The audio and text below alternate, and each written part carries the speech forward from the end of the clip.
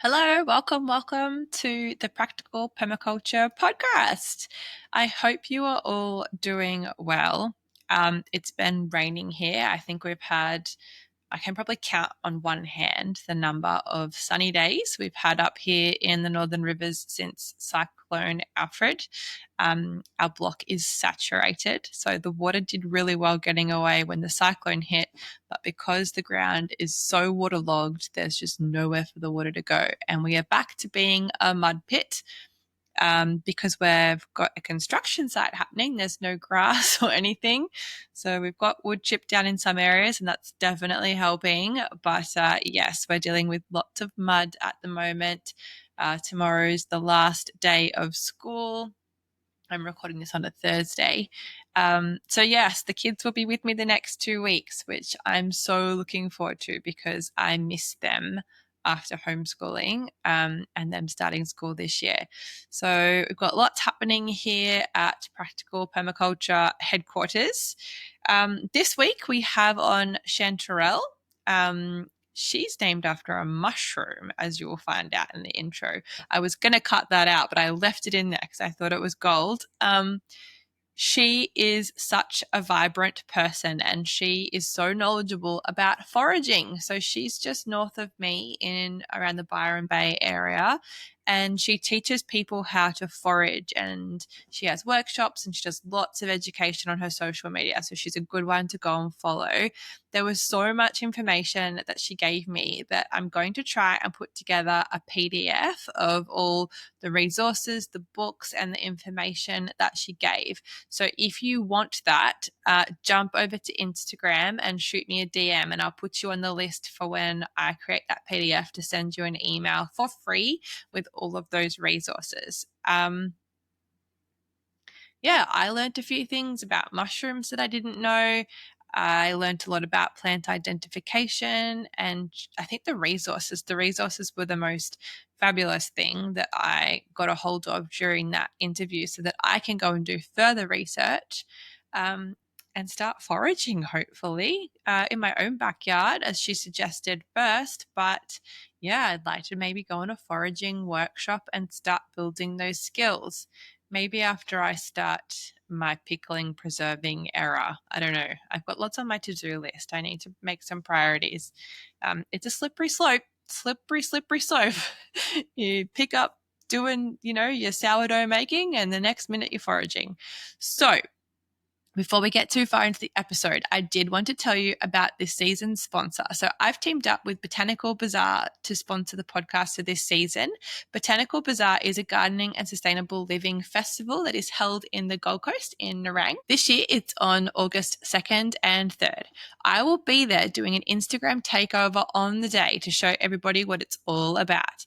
But I would love for you to join me. So if you're interested or you want to learn more about what they have on offer, the early bird tickets are now available, so you can save some money, and they have a little freebie too if you join up as an early bird. The link is in the show notes. Jump on over and take a look at what the Botanical Bazaar is offering this year. That's all from me. I would really appreciate it if you could subscribe to the podcast. It means that we get this out to more people's ears. It will suggest it to all different people in slow living, sustainability, the gardening world, and we can kind of float these ideas to the greater public, people who might not be interested in permaculture, but permaculture adjacent hobbies or lifestyles.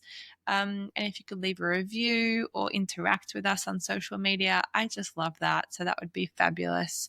Let's get into today's episode. Welcome to the Practical Permaculture Podcast, your weekly dose of gardening, intentional living, and all things permaculture, served with a side of fun and plenty of great conversations. I'm your host, Alysse, and together we'll dig into practical tips, chat with experts, and explore ways to cultivate a more abundant, sustainable life. Let's get growing.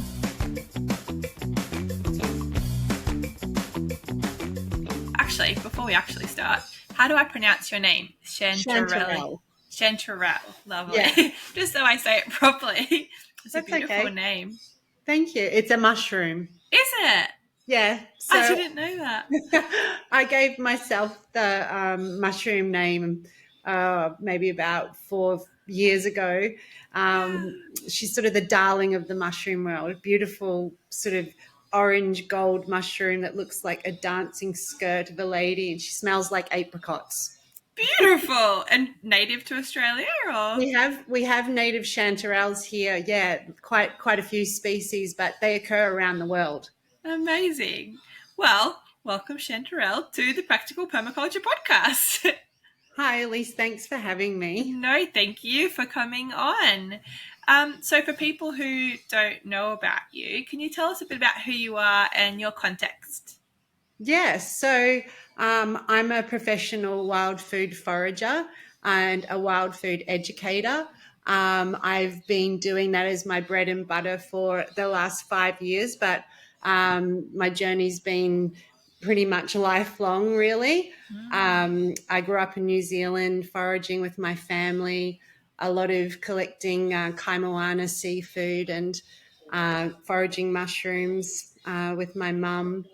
And I got obsessed with it all. Sort of reignited passion around 9 years ago, and yeah, I just feel like it's my life's work to reconnect people to their hunter-gatherer ancestry. Yeah, cool. And is it more commonplace in New Zealand through cultural connection or not necessarily? I think that there's a sort of availability for everybody to uh, get involved with culture in New Zealand in a slightly different kind of a way. And so I think that allows for that type of cultural sharing as well. But I think also it's more commonplace just with European-based people as well.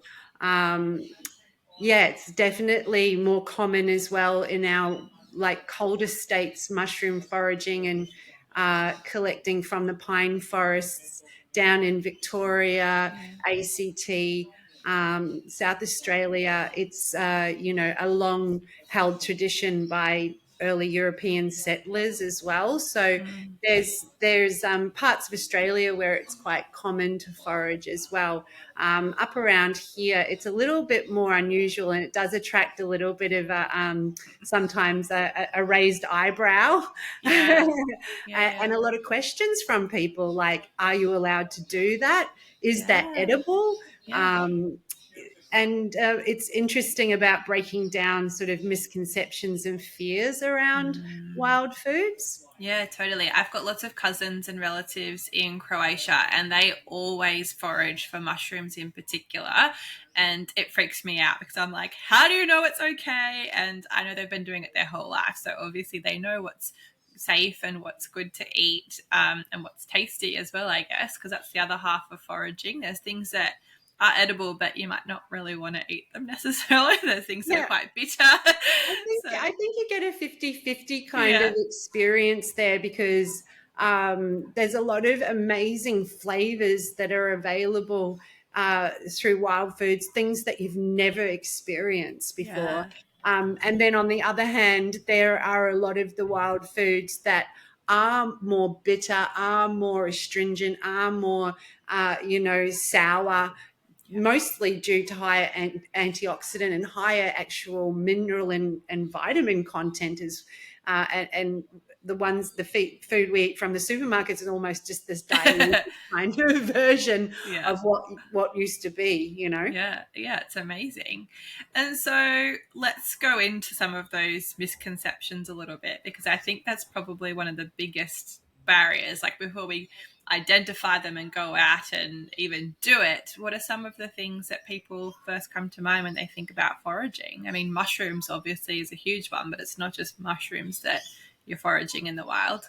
No, I mean, I'm sort of known as the mushroom lady, but there's so many different like wild foods out there. The edible weeds are an amazing source of foods. You've got a lot of introduced naturalized species, and of course, we have our beautiful, native bush foods. And I'd just like to take that moment to mention that I'm gratefully coming from Bunjalung country today.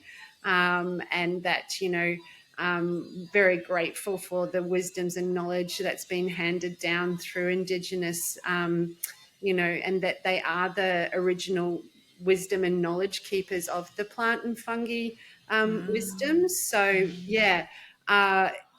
There's a range of things that are available, but it's interesting, Alysse, because I was talking to a friend about this the other day, and it's actually like this. There's this French kind of proverb, and I won't say it as eloquently, but it's like the foragers.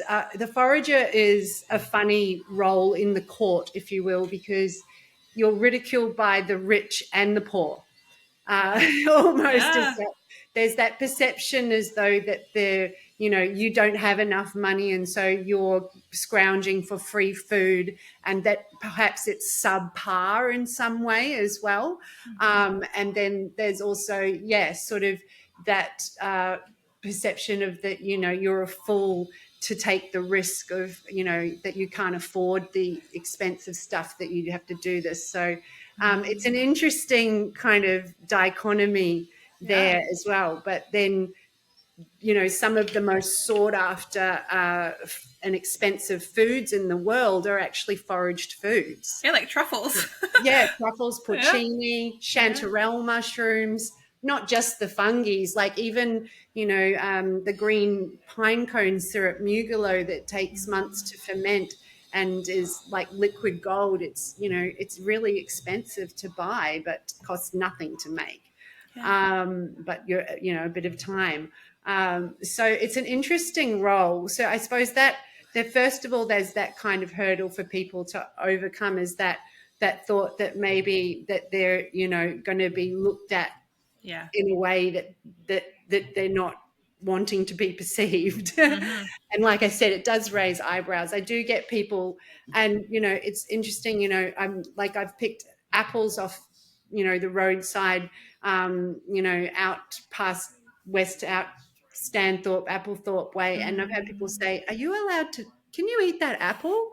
And we've got so many layers of distrust built into our culture because of the marketing from supermarkets that we almost don't believe that food is edible still, that's out there. Yeah, that's interesting. So I find a lot of my work is about breaking down myths and dispelling illusions and kind of taking away conditioning that people, that we grow up with. Yeah. Well, we have a Facebook group, a local Facebook group of gardeners and those kinds of connections in the group. And someone was asking in summer where they could find mangoes, like if anybody knew they could buy some mangoes. Their kid was mango crazy and they just couldn't buy enough of them.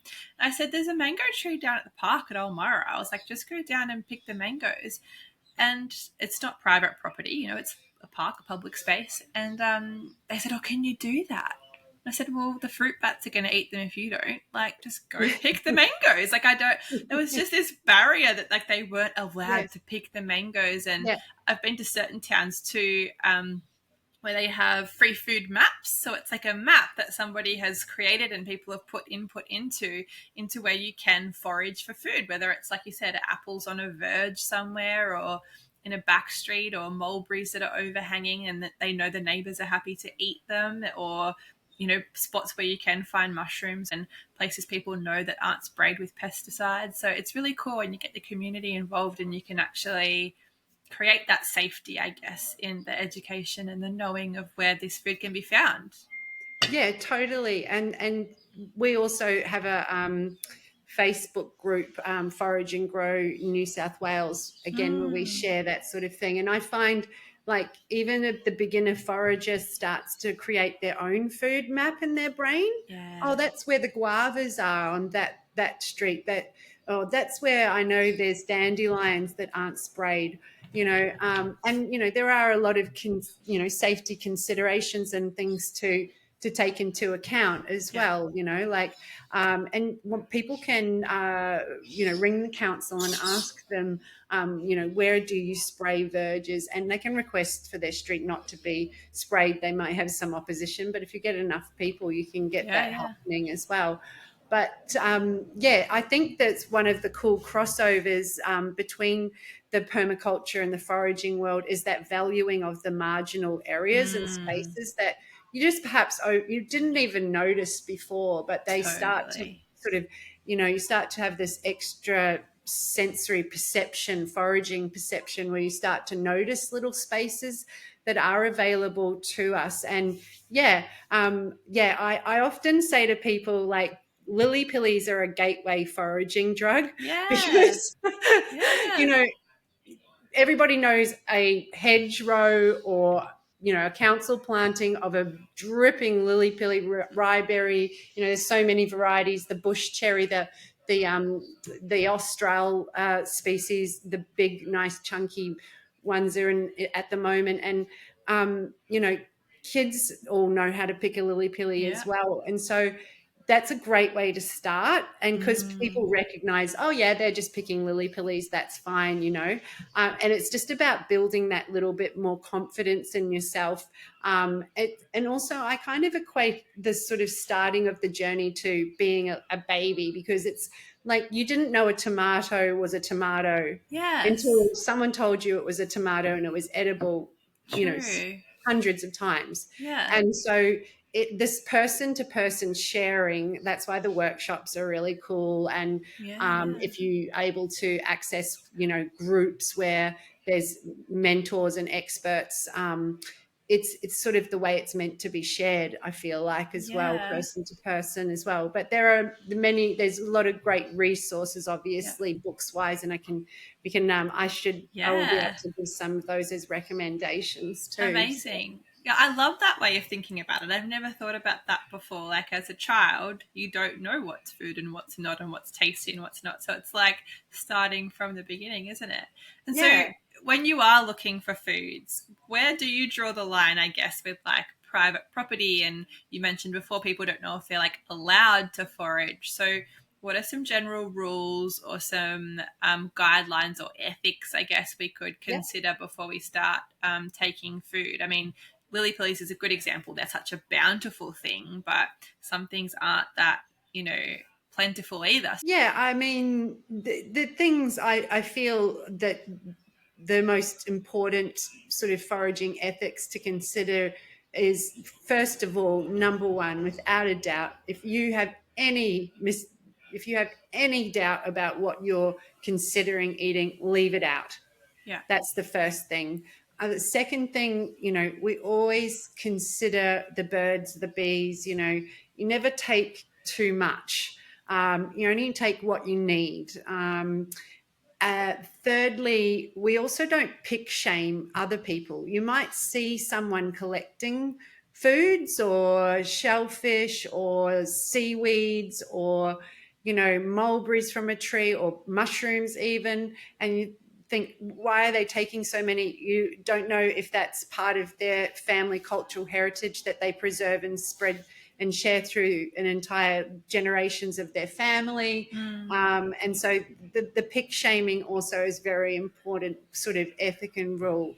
mm, Then when we're looking at spaces that are legal and not legal to forage in, our first consideration always is conservation, of course, and all of our national parks are, it's illegal to even disturb any matter in a national park. yes. There are hefty fines. So, and that's to protect biodiversity. And I feel like there is also this idea that foraging is sort of taking away from the ecosystem, but I see foraging as interacting with the ecosystem and being Mm, part of it. I see myself just like a bird, the bee, like there's some for me as well, or for others. And there is a lot of like uh, observe and interact that happens with your patches, yes. and you're in a relationship with those spaces. It's not just about taking. You take care of the land and the spaces as well, and you always give back. So places that the best possible option, which also presents an interesting kind of scenario, is the best possible option is to forage on private property with permission from a landowner. Yes. Now, a lot of us are not landowners, and this is an interesting thing for me, I feel, because myself, I don't live on a property currently. And I feel like this is a barrier that, a lot of people that are in lower socioeconomic situations don't have access to land. Yeah. And so that opens up that idea of, in other countries, like in Europe, for example, they have hedgerows that are actually partly private land that you're allowed to forage and take from, because Mm. public access to nature is such an important thing. We don't have that right to roam here in Australia. So a lot of it does become about building relationships. If you know someone who's got a property, ask Yeah. them, let's go for a little walk around. Let's see what's happening on your place. If you don't, things like I said before, noticing and starting to value marginal areas. When you Mm. go for a country drive, start looking at what's on the side of the road. It's pretty clear to see where somewhere was be sprayed. You'll Yeah. see clear die off of areas around signposts in particular and things like that. And that sort of sign, that sort of thing. Water courses, being aware of what's come downstream, if it's agricultural land or if there's been floods recently and whatnot, that sort of thing. These sorts of environmental considerations are, of course, Yeah. Yeah. important as well.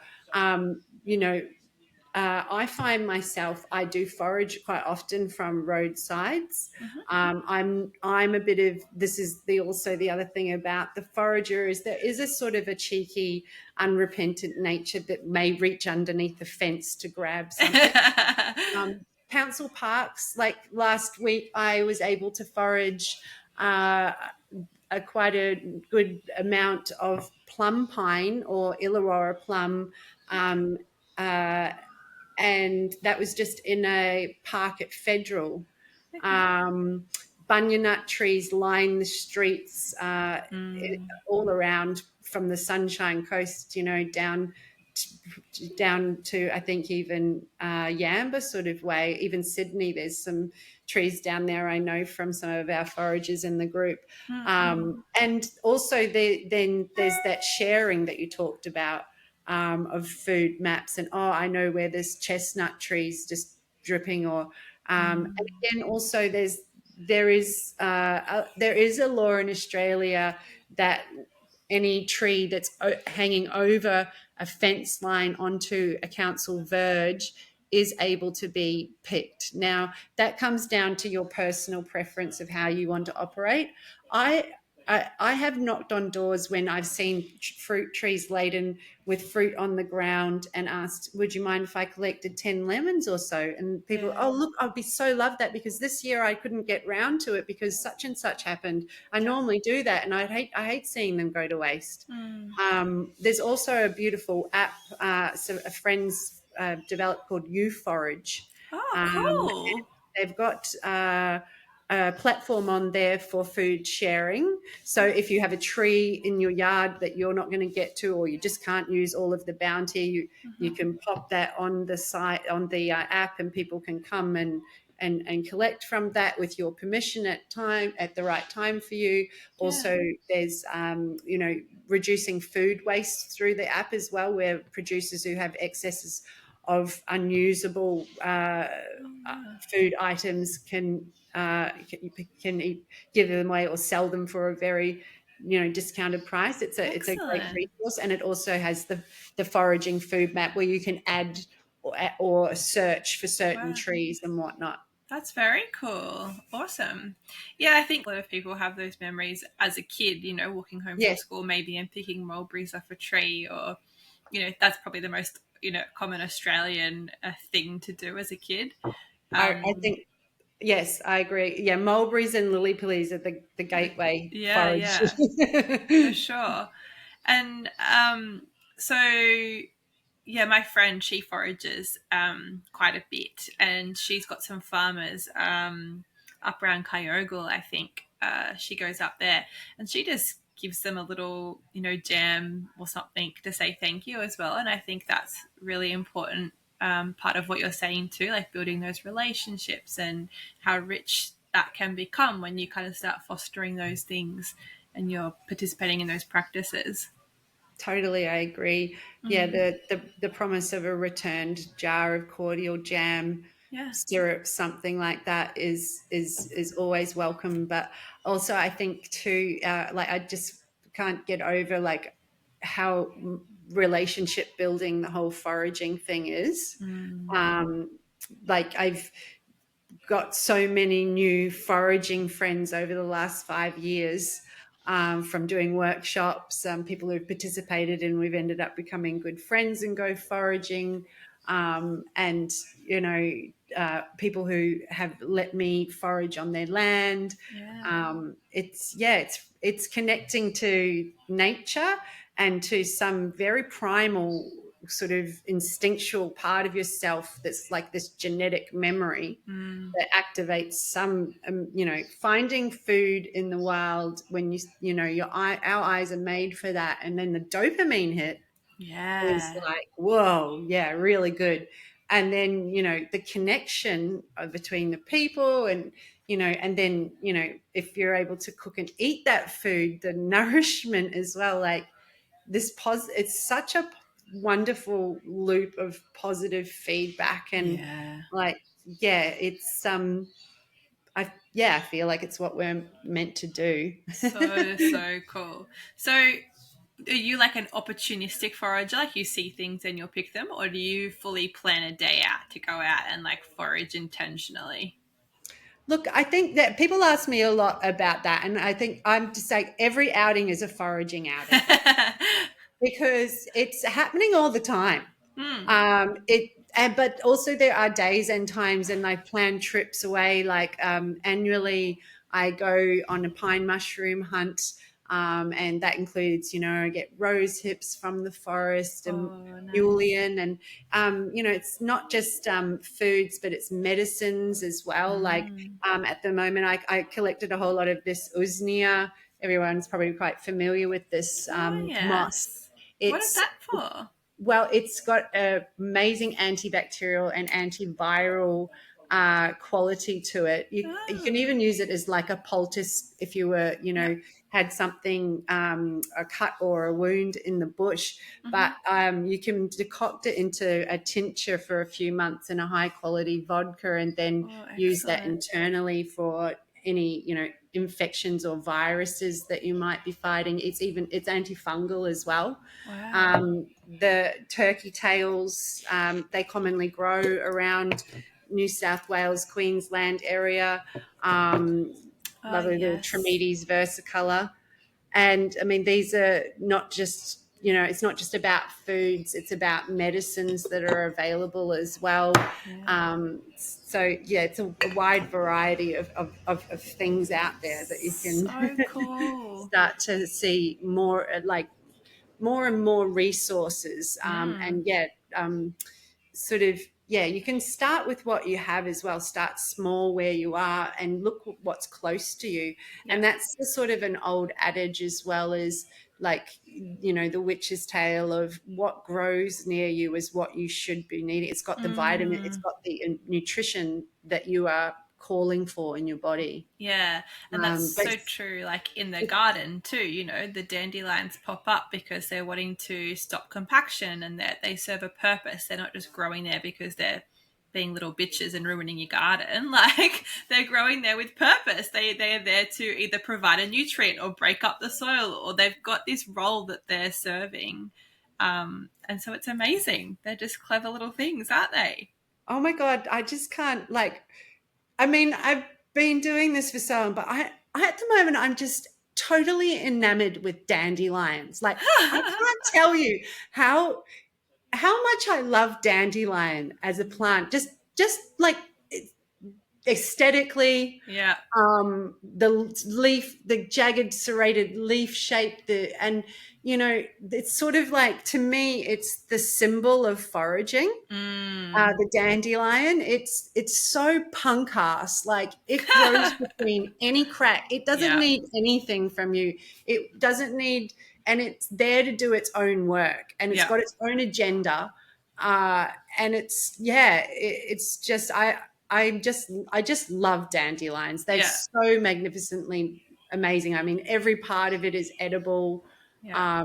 and like amazingly nutritious. High in Medicinal. vitamin K, which Yeah. is something that we hardly get in many of our foods these days. Yeah. They're just so. I'm thinking about getting a dandelion tattoo. It's probably a good segue because dandelions, in terms of A, how easy you find them, but B, identification wise, they're very easy. So it's probably a good beginner plant if you know Again, that yeah, to find and to identify and to safely eat. And the things that it kind of looks like are also edible, so you're not going to go killing yourself if you eat some dandelion that's not a dandelion. Are there any yes. other things that you can kind of recommend for beginners to try and start identifying?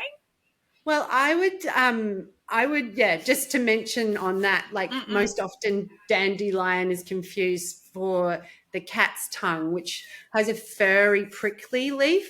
Uh-huh. So everybody knows the dandelion has a very smooth, jagged, serrated leaf, but the actual texture of the leaves is smooth. Mm. The stalk of the dandelion flower, it only ever has one bud, whereas one flower bud, whereas with the other lookalikes, they have multiple flowers Uh-huh. from one stem. Yeah. The stem of the dandelion is always hollow and it lactates a white Sap. liquid, Yeah, yeah. and it grows from a rosette in the ground. So it's a great one to start off with. And again, all parts are edible. You can use even the unopened flower buds and pickle them and make papers. Yes. You can eat the leaves raw. You can cook them. You can use the flowers to decorate cakes. You can make vegan honey from the flowers. The Ah. roots can be roasted and mashed with parsnip and maybe served with some sort of protein. It's just such a cool plant. Very diverse. I think warrigal greens again is a really cool one to Yeah. start out with as well. I mean, it's very common along waterways, beach sides. It's got an easily identifiable triangular succulent-like leaf, a very fleshy stem, and it scrambles along the ground where it can get into the shade. And it's good to mention a couple of cautions around eating wild food. And that's similar to the things that you know about eating food from the shops.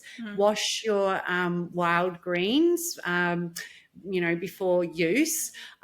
Most of your wild greens, you want to blanch them in boiling water for a short time. A lot of the wild greens contain oxalates. Yeah. Oxalates are present in many foods, common foods that we eat, like coffee, tea, chocolate, berries. The list goes on. So it's not like we're not exposed to those foods, but just as an extra safety precaution, they're water soluble. So the oxalates are boiled out, and then you use that mixture of greens like you would anyway, silver beet, spinach, baby spinach, all of that sort of thing. Plantain is also a really cool one to start out with. Yeah. It's got, a ribbed leaf, very, you've either got your broadleaf plantain with a oval shaped leaf ribbed with 5 veins, or your ribwort plantain that has the longer leaf, often furry, with the 4 very deep veins along it, and they have the flower shoot that has the brown psyllium husks on the top of it. And they're just so nutritious, so common. So common, in fact, they call plantain white man's footprint, because anywhere some white man's walk, there's some plantain. Oh, that's a good So one. yeah, I think the edible weeds are great to start out with as Yeah. well. And then you just start building from there, I think. And of course, like we said, mulberry leaves are in fact edible as well. The lily pillies are a great one. At the moment, there are a lot of mushrooms around, but I wouldn't recommend that people start off with eating wild mushrooms. Yeah. it's a long journey to get to the process of that. And best way to do that is to get involved in a mushroom ID group online and come along to a mushroom walk. There's quite a few people who do them. I can also put some links Yeah, down. excellent. There's people on the Gold Coast, Southeast Queensland, and around Australia who do mushroom education as well. Yeah, that's a very particular skill, isn't it? Yes, yeah, but there's a lot of misconceptions around edible mushrooms in Australia. Just to give Yeah. people an idea, this is not a comprehensive list, but a list put together by some fellow mushroom nerds and I. There's over 100 edible mushrooms in Australia, and we only have, I think they say, around 3 or 4% of the mushrooms have been scientifically described. So there's so much out there that we don't even know. So it's an interesting and exciting area to be involved in, but definitely one to exercise caution. Yeah, because it's not like blanket rules, like if it has gills or if it looks a certain way. So it's not like you can kind of apply these broad brushstroke rules to mushrooms, really. Totally. People want one thing, but there isn't. It's more of a flowchart kind of scenario. Yeah, right. And it's about, I think, this is, I think, with anything, even with the edible weeds, it's sort of getting down low on the ground, getting to know it, touching it, examining the textures. The smell is also an important factor a lot of the time with mushrooms as well. And I think one great thing for people to know and parents to know is that there's no mushroom in Australia that you can touch that can harm you. You have to ingest, actually ingest for any toxic mushroom to have an effect upon you. Even a death cap. I'm not saying people should do this. They're not roadies, but there's videos on YouTube of people doing it, and a spit test is actually a diagnostics tool that a lot of mushroom hunters use to determine mushroom edibility. You can chew up a death cap and spit it out and have no ill effect. And you can touch any mushroom and touch your face. Children can touch a mushroom, touch their face, and they won't get sick. There's no harm. They don't. If it's only if they ingested the mushroom. So that, because we're told, oh no, don't touch that, don't touch that. But that's like one of the biggest relieving kind of a fact for people to know around fungi in Australia. I didn't know that, because I've actually said that to my children before, like, don't touch it because you don't know. And that's really comforting to know that they can and it won't harm them. So yeah, because I'm a free range mum, like they just go off. So you know, as long as they are very aware that not to eat anything from the wild. And with children anyway, when they're learning about foraging, that's always the most important rule, is that for them to never to consume anything on their own. If they think they've found something that's cool or edible, bring it back to the house, show mum, dad, auntie, foraging lady, whoever. But also plants are more dangerous than mushrooms in a lot of ways. I mean, there's plants you can brush past, like the stinging tree, gimpy, stinging nettle, for example, that, you only have to brush past and you're in a world of pain. So not to take any respect away from the actual the plant world itself. And one of my mentors, Martin Martini, has Belly of the World mushrooms, and he does walks around Australia. He has a catchphrase he's famously known for, that love is more dangerous than mushrooms. I like that. Aim that on a t-shirt, I reckon. I've got it on a bumper sticker on my car. Yeah. So what's your absolute goals that you would find? What's one thing, if you found out foraging, you'd be like, yep, like bucket list, love it, can't believe I found it, and it would get you just super excited? I still get really excited about all the everythings. Yeah. I think it alights, like what you said before, that childlikeness in us, like when we used to do that.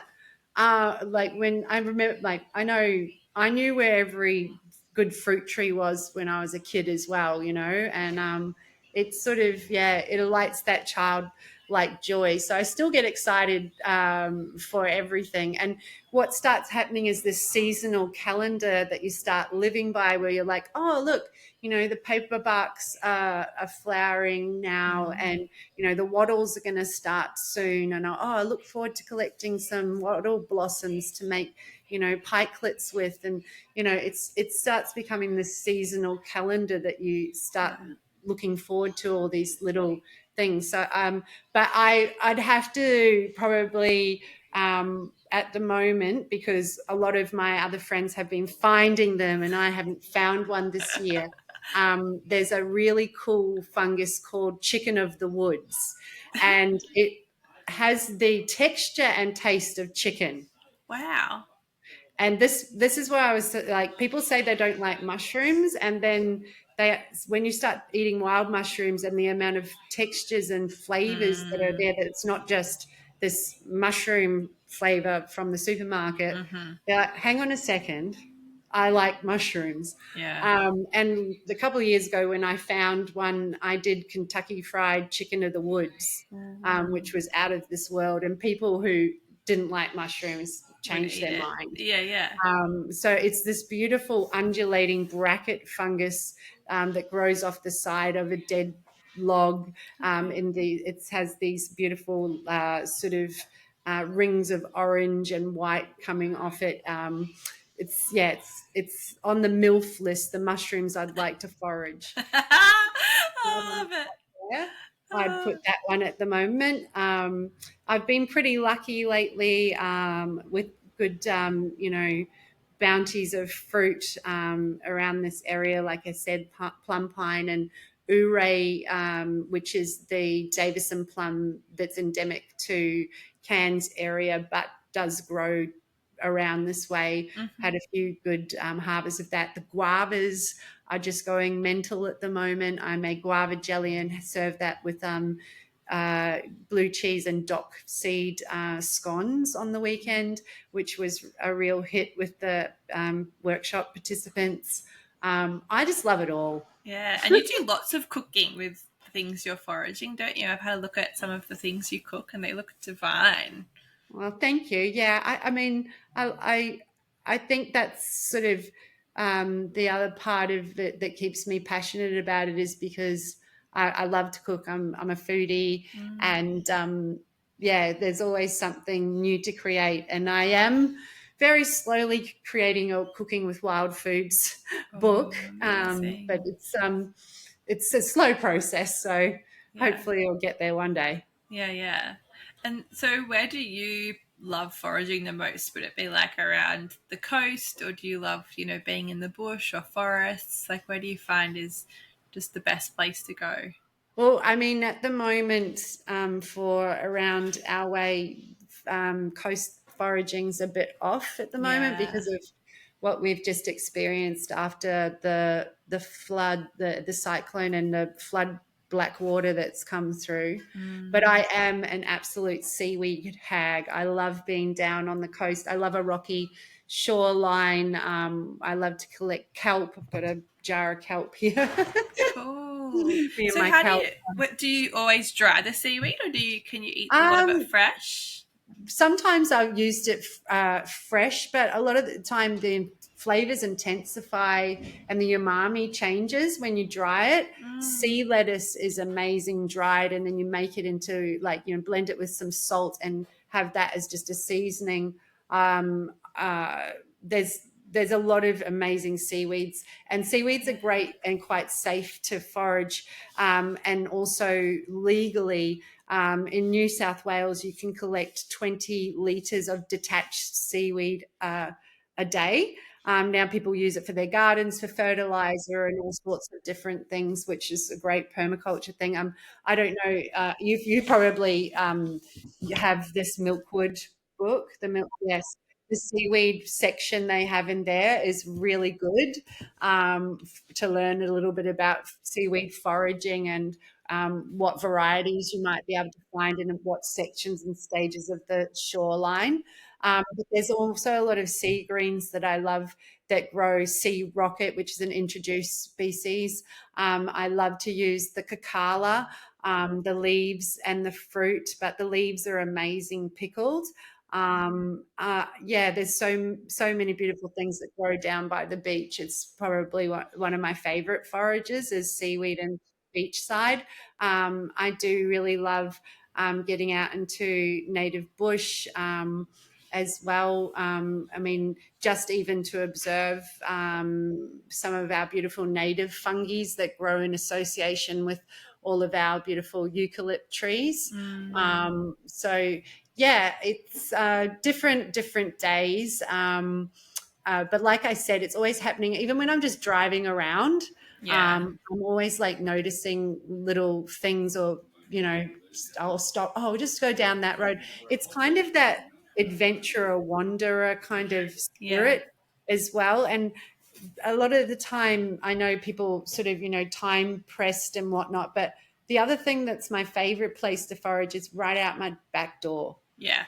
Like everybody would have some edible weeds growing in their backyard area or their back courtyard. I don't have a backyard, but I have a little courtyard and they grow all between the cracks. And I was able, collect enough to cook food with on the weekend just from my own backyard. And I know it hasn't been sprayed there.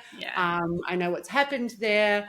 And and also quite often there's quite a variety because of the going in and out of your footprints. You're often, moving seeds and stuff around with you. So yeah.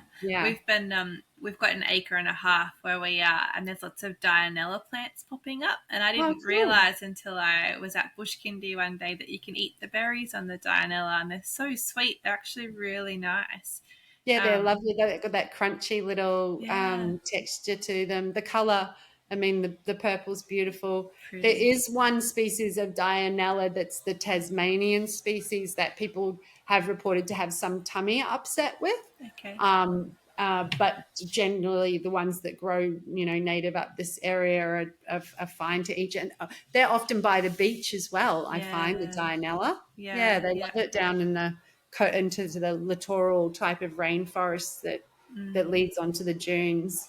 And so do you have something in your backpack or your car that you kind of always have with you so that you can do that? Like what kind of kit do you have? Do you have scissors and a little Tupperware or something? Really? No, you're right. I'm so excited to take it. You're so full of energy. I love it. I love how excited and passionate you are about this. I love it. So I've got a blog post on my website actually that's got about a foraging kit, a cast foraging kit. It's got some pictures and everything of what I have in there generally. But I'm never really without a knife, which is one of the cool things that's kind of happened since getting, foraging is there's generally a pocket knife or a knife somewhere around, a few netted type bags, the ones that you would collect your, do your market shopping in for your fruit and vegetables. I have a pair of secateurs, the longer reach ones for those sorts of situations. The one thing I would, if I had a bigger car, I'd have a step ladder in there as well. Because the amount of things that have been too high, and I'm like, oh. But then that's when you go and say to your tall friend, do you want to come foraging with me? You need like a diverse bunch of people, someone with like small little hands to get into little places, a tall person. That's how I recruit my friends. I'm missing a person with go gadget arms. Always like, obviously most of us always have a couple of shopping bags in the car as well. But I'm a basket lover too. So generally there's just a bit of the back seat of my car has a lot of foliage and in it a lot of the time. Someone compared it to a rat's nest quite recently. No. I didn't like that, but yeah, a lot of things are just easy to be grabbed, and Yeah. these are amazing tools too. True. So we're equipped to do it at any time. Yeah. I do have a pair of gloves as well. There are some of the wilder things can have a bit of a protective nature to them. True. So yeah, making sure before you're going and grabbing things what you're looking at. Prickly pear. Mm-hmm. You don't want to get one of those I think they're called glycodes. The prickles, you don't want to get that in you. Obviously, if you're collecting things like stinging nettles and whatnot, you make sure that you try and protect yourself the best you can. But one thing another little witch's sort of adage is, if you ever are able to find, we have a native stinging nettle. Okay. That grows, and we have a weedy stinging nettle that grows here, and they're coming into season now. It's a good time to get to them before spring, when they start to flower. And if you do get stung by nettle, the plant to find is the dock plant, and you can rub dock on, and that will take away the sting of the stinging nettle. So they say nettle in, dock out. Yeah, right. I listened to Mindy Woods at International Women's Day event, and she was talking about cacao and how you can eat the berry, the leaf, but they also use that for stings on the beach. So when they get jellyfish stings or something from the beach, her grandmother used to rub it on there, or even for burn, like sunburn. They used to put it on sunburn. So I thought that was really interesting too. A bit That's of amazing. knowledge. Yeah. Yeah. And it's such a privilege to learn, and those extra little bits of shares that are like from family stuff. Yeah. It's a real privilege to be able to be taken under the wing and to know those sorts of things from people. So yeah, I'd love she's to amazing. Yeah, she's I think so I'd cool. try and come up and do one of her on-country workshops, because that would be really cool to go out. But I'd love to do one of your workshops. I feel like I'd learn so much from one of yours. Yes, well, I'm actually the last workshop I did this weekend was like a couple of kilometers away from where she does hers now. Okay. At Conscious Grounded. Yeah. She has the Cacala at Conscious Grounded out at Myoakum, and I was out at the Retreat Byron Bay at Myoakum, where we did our foraging walk. We do a little education session where we learn about some of the common, poisonous plants to avoid. Things like oleander, which is such a common planted, street side, very poisonous plant. One leaf can kill an adult if consumed. So it's interesting to be aware of both sides of the path. And then we go out, we do a little walk, we pick up plants and fruits and ID, and we talk about how to ID. And then we come back and we have a little feast. I bet people's minds are blown, because it's probably one of those things, like the more you know, the more you see, and the more and the more and the more, and you just be like surrounded by it. I bet you can't go for a walk without finding something, even accidentally.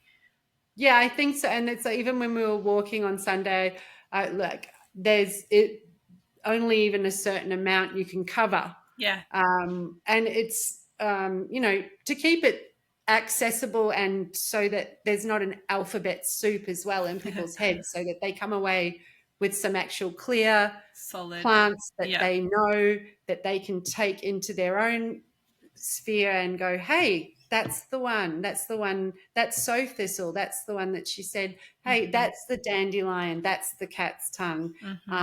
And so the idea is to kind of, keep it simple in a way. So, I mean, there's so much out there. And I think that's the other thing that keeps me passionate about it, Alysse, is that I learn something about this space most days. And when I have workshops with people, they teach me something just about every single time as well.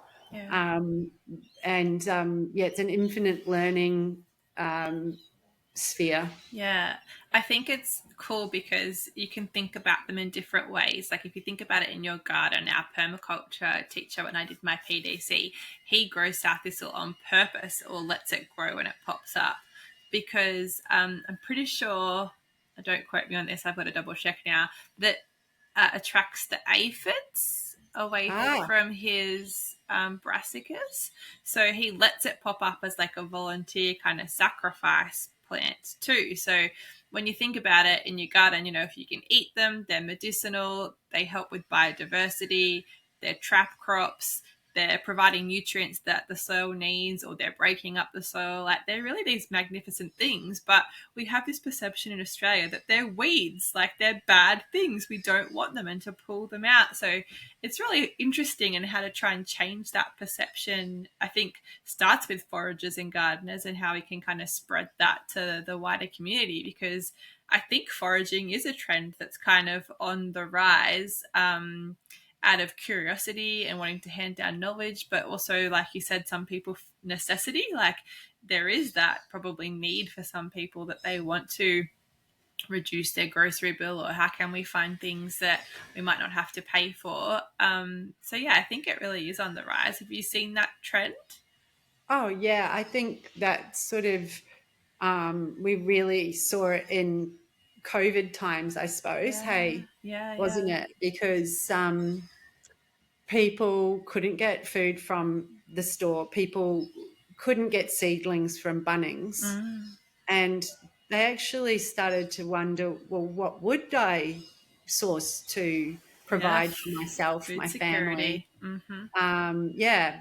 And so we saw a big spike in interest towards that self sustainability and self sufficiency. Mm, Also, of course, the eat local movement of like reducing yeah, food miles, and want people wanting to reduce the amount of packaging and whatnot. Like none of this stuff comes in a packet. yeah, So um, there is definitely the ethos in community that's driving towards a trend yeah. for increased, interest in foraging and Mm, wild foods. yeah, But also, I believe that it's driven too by a lot of our beautiful and amazing fine dining chefs and restaurants true. around Australia, who seek to include new, exciting flavors, Yeah. and to champion Indigenous ingredients, often and most often provided by Indigenous businesses. Mm, Um, and so those two things have, and because we have Mindy on MasterChef, that yeah, raised profile as well. yeah, We have, Diego Benito, who's Australia's probably most famous forager on ABC Gardening, quite frequently. yeah. Their peripheral sort of cultural awareness is definitely, collectively on the rise, which Mm-hmm. I'm very happy for. I'm here for it. Yeah, it is so cool. I think, yeah, Diego in particular, because he's from that European background, he just has that different perception. You grow up and they're just foods you eat, whereas we don't have that here. And the other cool thing I like about foraging is that a lot of these things aren't probably supermarket shelf stable either. So they're never going to get commercialized. And I love that about them because Yes. it means it perpetuates that tradition of foraging. And there's even some things, certain peaches and nectarines that, you literally pick it off the tree and it's bruised within, a couple of minutes. So I love that we can't commercialize it either in that sense, and that we won't see it on a supermarket shelf, and it encourages people to go out and be aware of these practices. Yeah. And to change people's attitudes about eating weeds in particular, um, when Mm, they try it and they try it in a food way that is appealing visually, has some type of familiarity to a food that they already know, yeah.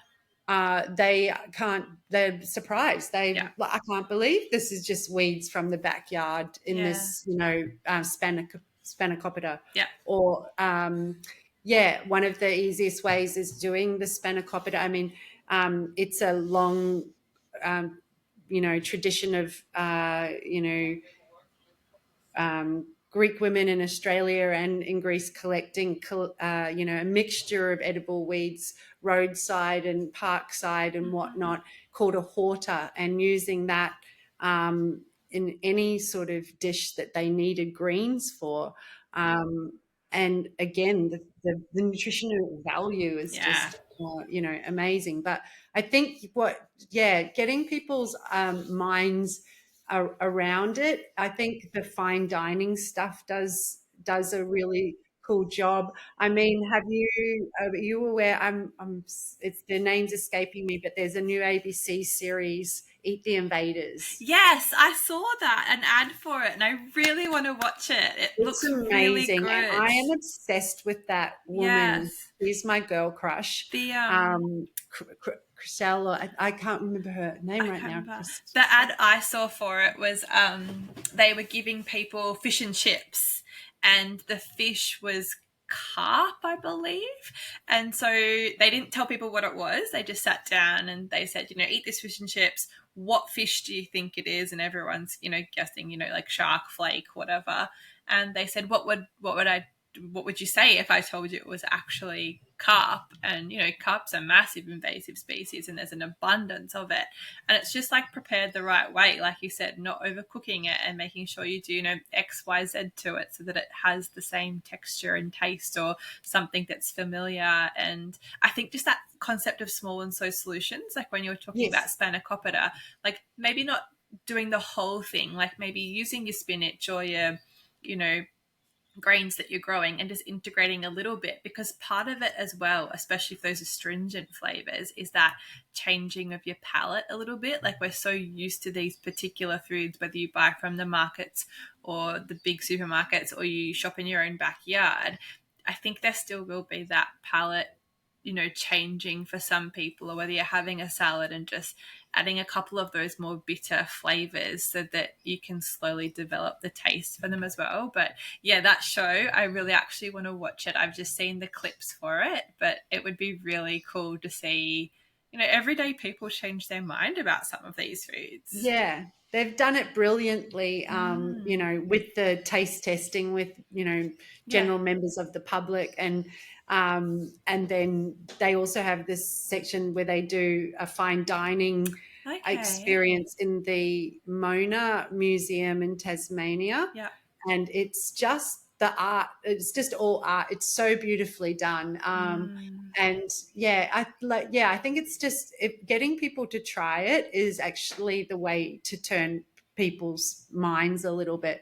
And on the flavors of astringent and bitter, as our palates have become unfamiliar towards those particularly bitter flavors, but they're, as you know, so important for our digestions and in all the enzymes and liver function, so many things that we're really missing that. But I always talk to people too about when you do, I found a dandelion. Oh, it looks really quite nice. I might select some leaves from this. The rules are as goes to take the youngest and the most tender looking leaves, and they're going to be the least bitter leaves as well. Yeah. Getting to a plant or a edible weed before it's flowered, it's going to be less bitter as well. Yeah. Also, this is the thing that where I get people when they're on a forage or a walk with me to get down and start touching plants, because the weeds themselves, they tell you what they want to do. You'll pick up a piece of, maybe something like the cat's tongue or a flatweed, cudweed, and it's thick and it's fibrous and it's telling you it wants to be cooked. It doesn't want to be in a salad. And then you pick up something like a chickweed leaf, or a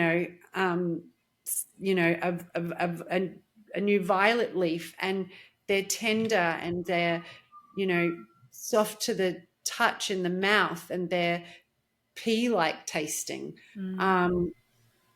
So they're kind of telling you, yeah, I'm a salad green. I'm something you want to cook and use in your stew. In my mum used to do a mashed pumpkin and poo-ha bake with cheese on top for us as kids, and it was like one of our most favorite things. And so I've always been eating edible weeds, and I didn't even know that was a weed or considered a weed. And on the like sort of topics of weeds as well, isn't it? Like, I feel like I'm a weed.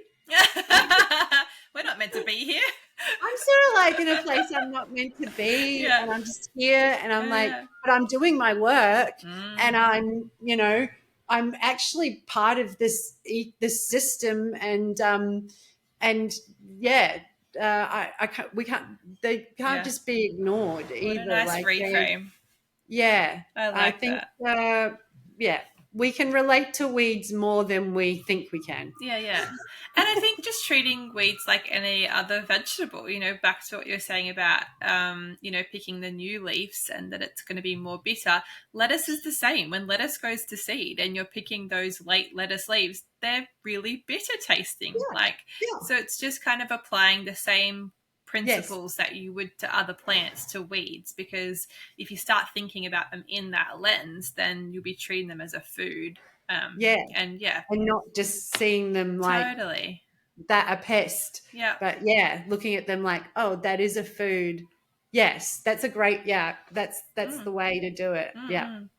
Well, thank you so much. I guess the last question I have is, what advice would you give somebody who's just starting out on their foraging journey? Well, I love a newbie because you can really get someone excited in this space. My first advice would be to find a mentor. Find someone that you look up to, aspire to, respect, whether that's a person you can access in person through workshops, online, through a group such as our group, Forage and Grow New South Wales, or the larger Edible Weeds Wildcrafting group on Facebook. There's the Australian New Zealand Fungi ID page, as well as Australian Wild Mushroom Hunters large pages with professional mycologists and experts who ID and give advice for free and generously.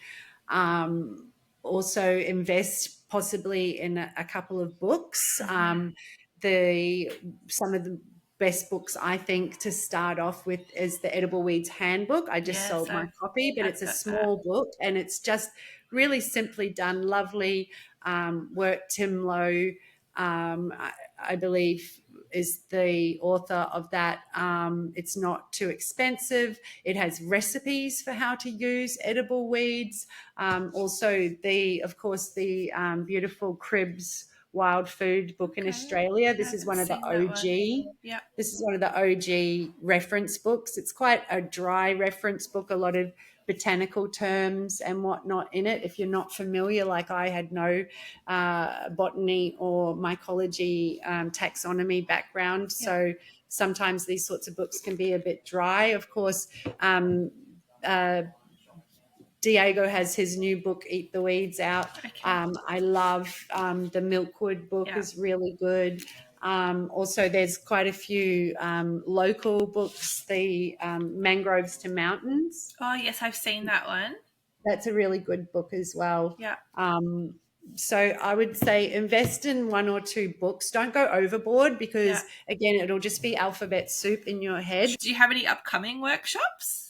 I haven't got another one planned at the moment, but I'm just going to be I'm in the works of actually planning a botanical drawing forage workshop with a artist friend. So we'll spend some time in nature foraging items, IDing things, talking about a bit of botanical anatomy so that you can describe and name, and that always helps for IDing.